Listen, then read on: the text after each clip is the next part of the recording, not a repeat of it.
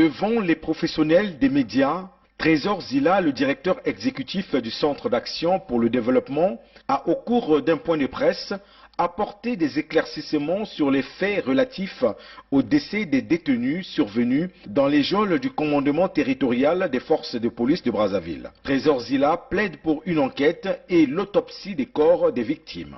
Selon les informations en notre possession, au moins 5 individus ont trouvé la mort dans les geôles du commandement territorial des forces de police de la ville de Brazzaville.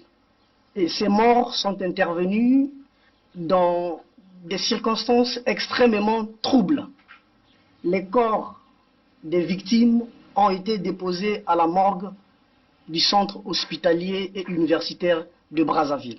À ce jour, nos organisations ont déjà identifié 3 familles qui sont présentes dans la salle, soulèvent de graves préoccupations et devraient rapidement faire l'objet d'une enquête approfondie, indépendante et transparente.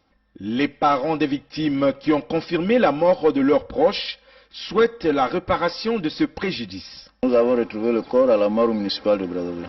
Une BJ de la BAC, c'est M. Doukoro Hippolyte, il est sergent-chef policier. Nous voulons qu'il y ait une transparence dans cette affaire et qu'une justice soit faite.